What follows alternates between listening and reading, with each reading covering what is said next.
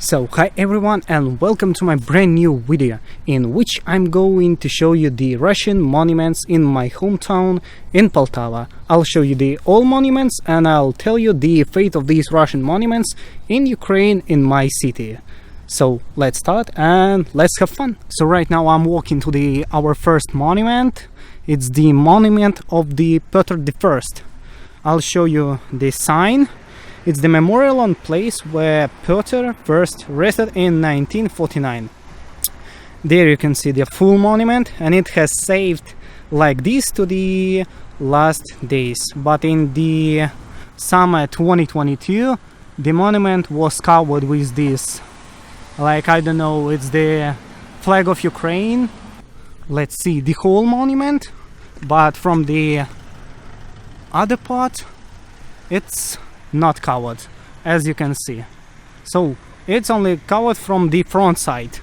Personally, I don't want to destroy these Russian monuments or take them to the museums because it's our history, you know. Of course, you can ask me how the Petr I is related with Poltava, and I'll answer you that Petr I was the person who was emperor in Russia in 1709, and he had a battle in Poltava. Maybe you heard about it, and the Russian army has successfully crushed the Swedish army. To Petr, Poltava was a very important city because this was the city of his victory.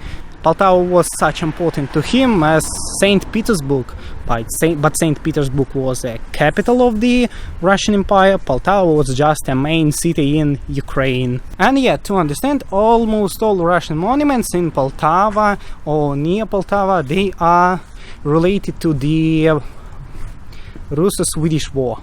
Even if there is such a bright picture you see, yeah, and it's loudly there, but I can't not to mention this moment, this important moment. It's correctly to say that it's the Soviet monument, not the Russian monument, but still. So finally, at the 30th anniversary of the Ukrainian independence, we had fully crushed Lenin that was located right up here. You can see that now we have a giant Ukrainian flag right there. But before the 30th anniversary of Ukrainian independence in 2021, we had just a Lenin statement. He was standing like on a cube, but Lenin was crushed in December 2013 when we had a revolution. And right now there we have a beautiful square. And personally, I disliked Lenin a lot because Lenin had like no sense to be there because he isn't related with Poltava at all. It was just a base monument of the Lenin like we had in the each Ukrainian, Russian, Belarusian or other Soviet cities. It wasn't even an interest in Lenin, it was just usual Lenin. So let me tell you a little bit more about Poltava. So Poltava is an Eastern European city which is located in the central eastern Ukraine, and the population of our city is a little bit higher than 200k of people. Yeah, it's not so much, but it's quite enough for city as this. Though I actually like my city or no, yeah, I like it.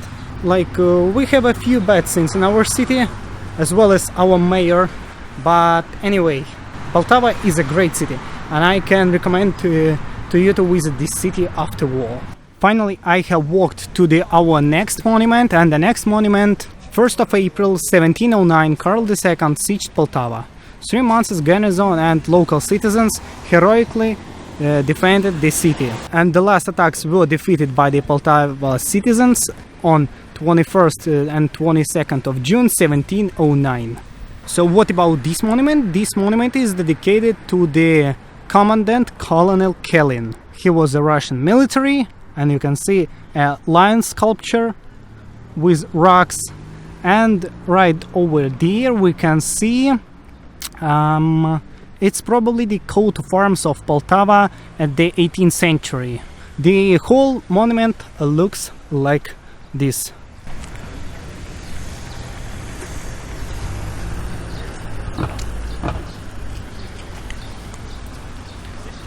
And right now I'm moving to the last place that is located right in the city, right in the center of the city, because the next place is located out of the city, so I need to call taxi to move there. So let me show you the monument from the far distance. You can see an eagle with the Ukrainian flags and the monument. And there it is. This is my favorite monument in Poltava. Of course, right now it's not in the best shape, but still, oh, it's my finger. I'll show you the most epic scene. June 27, yeah, 1709. These symbols looks like the Mussolini fascist symbols, but it's not, because it was built in 19th century and it's dedicated to 100-year anniversary of the Russian victory in the Poltava battle. It's so epic. It looks so cool. I can't even describe, because I don't know so much words to describe you those symbolic symbols. And the same we have right there, but it's ended up in 1809. So as I said, it's dedicated to the 100th anniversary of the victory in the Battle of Poltava, of victory of the Russian forces. Of course, before 2014 there were no flags as we have right now. There we have the flag of the Ukrainian nationalist and the main Ukrainian flag, plus this stuff. No one is repairing this monument, and it's pretty sad, because it's the place where city started to grow. So from this place Poltava started to grow to the right there. Firstly was created this circle that I show you, and that's why Poltava is called as the little St. Petersburg, because we really look like in the center as the St. Petersburg. We have the same architecture. Of course they don't have this monument, but still in the center our cities looks pretty same. And as I said before, there were no Ukrainian flags before 2014. Of course we know because of the annexation of Crimea and war in Donbass, but I don't think that it's correctly to put flags to the eagle, because it's the monument. You can put flags wherever you want. You can put it on the state buildings, you can put it on the government buildings. Why not? Yeah, why not? But there is no sense putting them right here. In fact, city government tried to fight with the activists who were putting flags right there, because it wasn't the initiative of our government of Poltava, it was the initiative of social activists. So every time when the flags were put right here, that was the work of the social activists, and our mayor tried to pull them down a lot of times, but it was unsuccessful, because every time he pulled down the flags were coming back right to that point. And now, because of the Russian-Ukraine war, of course there is no question of holding these flags right there, but still I do not support it. And my personal opinion about these all Russian monuments is that they should stay, because it's our history. Yeah, probably in some points Russia destroyed our country, it was affecting not so good, but statements, it's important part of every country, because if you destroy past, that means that in the future you can be destroyed too, and no one will give fuck were you good or no. They will just stand, destroy your monuments of the nowadays history. Questions? Because you destroyed your past, and anyone can destroy your being in the history. To me it reminds the Bolshevik policy when they destroyed the monuments of the Russian Tsardom, but Russian Tsardom did a lot of good stuff. Of course they did a lot of bad stuff too, but anyway, monuments and the whole like Tsardom was, after that was the Soviet rule, it's all our history, and I don't think that we need to reduce our history. We should be proud of our history. Of course we should mention the bad facts and we should mention the good facts too. So that's my point, why we should leave these monuments and not get them to the museums or some of these. And now I'll take a taxi and we will go to museum, to the Battle of Poltava Museum, where we will see much more interesting content. So guys, I have finally arrived right here. It locates outside the city, but it looks so epic, and we have there a pretty cool church.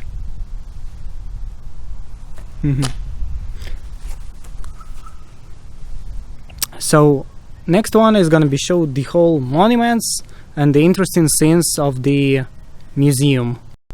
First of all, I want to fully show you the church. Church looks so epic.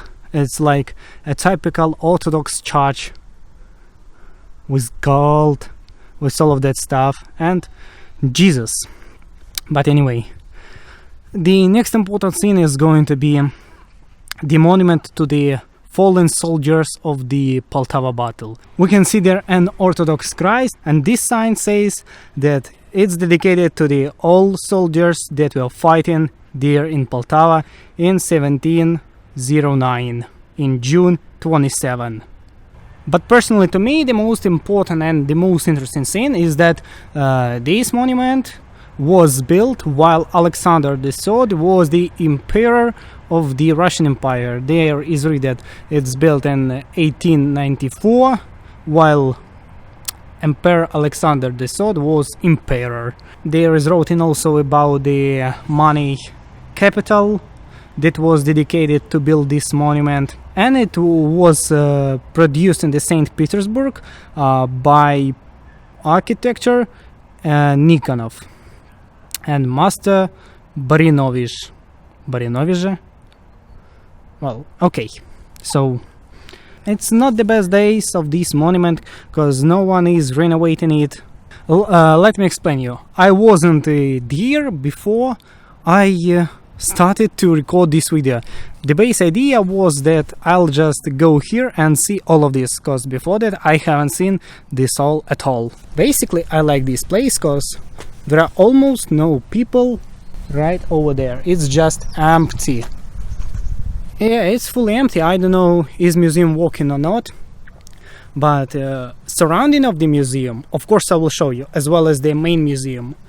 If it's open, it will be very good, because I'll show you what is located in the museum. But even seeing this, even now, it's super cool, because imagine, I'm living in my city for 19 years, it's a small city, but I haven't been there in the most important historical scene, which is related with Poltava. I wasn't there. Yeah, we'll learn a lot of new with this channel. Now you can actually see the surrounding of museum and packed Peter I.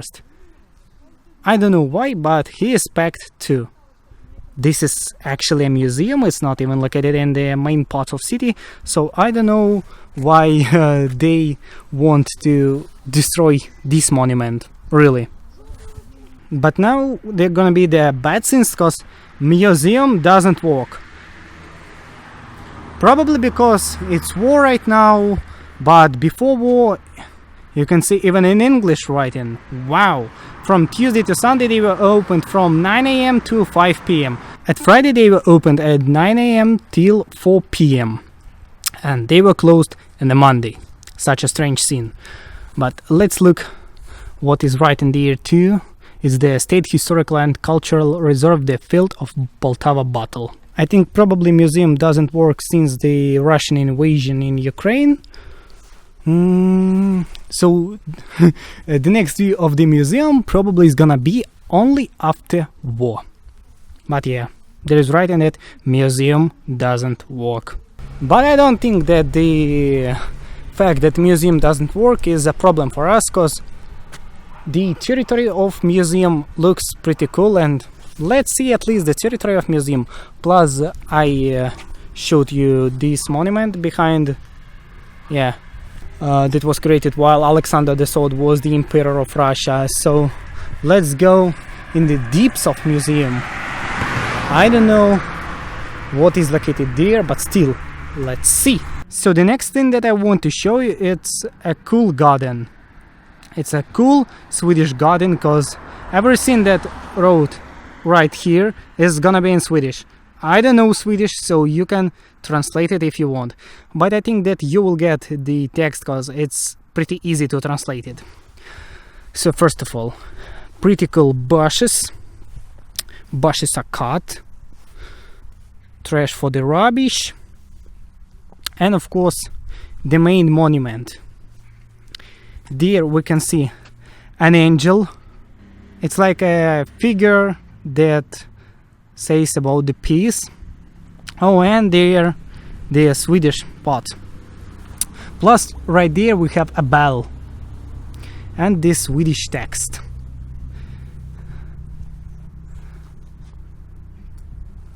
With the Swedish flag.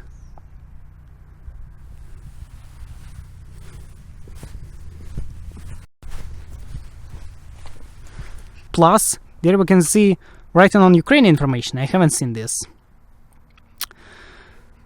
Okay, and in the Russian, it also written in the Russian. So there we have the Swedish sign, Ukrainian sign, and the Russian sign. Whoa, there are a lot of mosquitoes, so what is it? But still, Russian flag is destroyed over there, probably since the 21st of February. In the Russian there is sign that «Время лечит раны. Вечная память храбрым воинам, павшим в Полтавской битве 27 июня 1709 года». It says just that time heals, and is dedicated to people, to the brave people who have fallen in the Poltava battle. Plus, in the whole city we have these QR codes. They are located in the center. We have them in the Museum of Poltava battle and in the other regions of Poltava. So basically I'll show you them and you can scan it and probably read about this. There is such a cool magnet and number 7. Oh, and of course in the church we can see the pretty interesting icons. And of course church is built to pray for the fallen people, for Swedish army, for Russian army. They all were people, they were fighting for their motherland. But still, none of them are ruling this side of area now.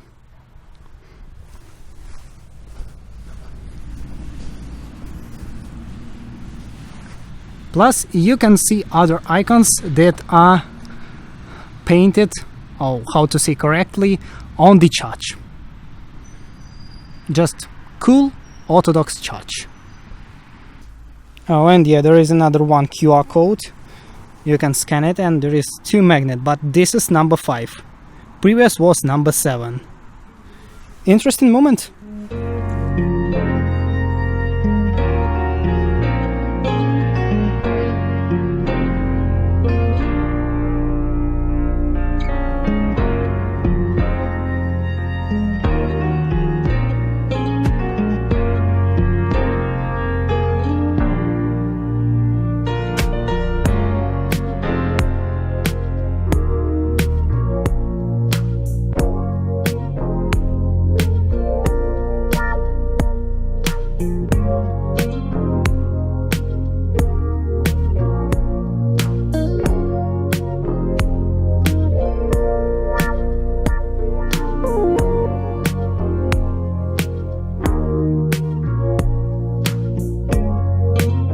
So, if you liked that video, please put like on it and share this video with your friends to make my channel grow. And as always, bye!